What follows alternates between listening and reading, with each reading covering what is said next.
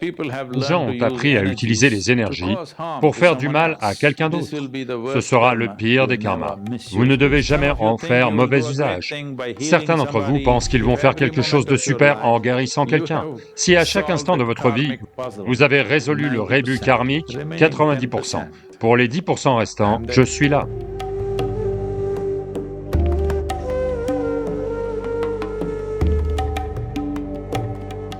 Karma veut dire action. Il y a 4 types d'actions: physique, mentale, émotionnelle et énergétique. De toutes ces choses, l'action énergétique est la plus importante, et la plus durable, et la plus libératrice, si vous la faites comme il faut. Si vous ne la faites pas comme il faut, l'action énergétique inappropriée peut avoir bien plus d'impact sur la vie de quelqu'un que les actions physiques inappropriées, les actions mentales inappropriées, les actions émotionnelles inappropriées. Donc, qu'est-ce que je veux dire par action énergétique inappropriée? Une chose, c'est... Malheureusement, j'ai dû être témoin de certaines choses dont je ne souhaitais pas être témoin. Certaines personnes essayant de faire mauvais usage d'une petite flexibilité énergétique arrivaient avec une certaine pratique du yoga ou une certaine initiation en particulier. Il y a des gens trop malins qui, quand vous les initiez, quand c'est frais, quand ils débordent d'énergie, veulent l'utiliser pour autre chose. Ils veulent la canaliser pour impressionner leurs voisins, ou pour en tirer de l'argent, ou d'une façon ou d'une autre l'utiliser. Ce qui leur a été offert pour leur bien-être, ils essaient d'en faire autre chose. Cela peut arriver. Ou un meilleur exemple serait... Voyez, il y a de nombreuses façons d'effectuer une action négative.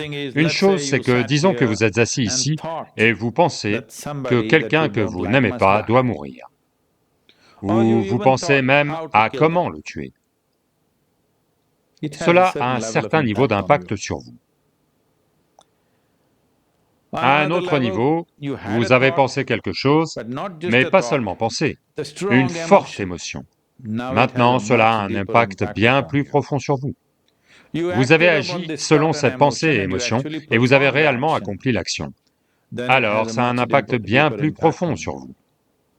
Maintenant, vous comprenez que si vous accomplissez ces actions, il peut y avoir des conséquences.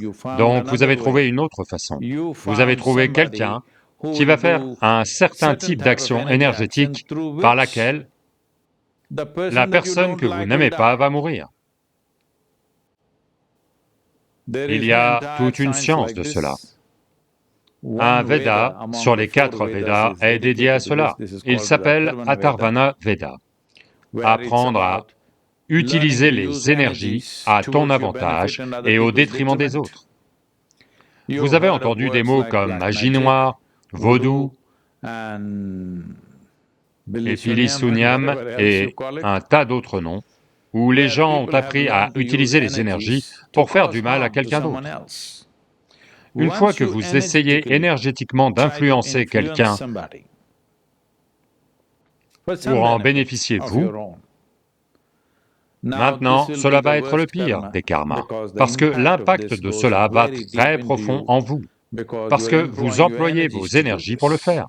C'est la raison pour laquelle, même pour vous initier à un processus simple comme Shambhavi, je vous demande de faire ce pas d'être une mère pour le monde, pour que vous n'en fassiez jamais mauvais usage, vous voyez tout le monde comme étant vôtre. Parce que l'intensification des énergies doit s'accompagner d'un profond sentiment de responsabilité.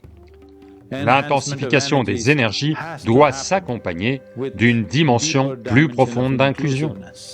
Sans inclusion, si vous utilisez l'énergie, ce sera le pire des karmas. Donc, ceux d'entre vous qui trouvent que des changements spectaculaires ont lieu dans leur vie à cause des initiations, vous devez faire attention. Vous devez faire extrêmement attention à ne jamais essayer d'utiliser cette capacité de transformation pour faire autre chose. Bien sûr, certains d'entre vous pensent qu'ils vont faire quelque chose de bien en guérissant quelqu'un, en intervenant dans la vie de quelqu'un d'une autre façon.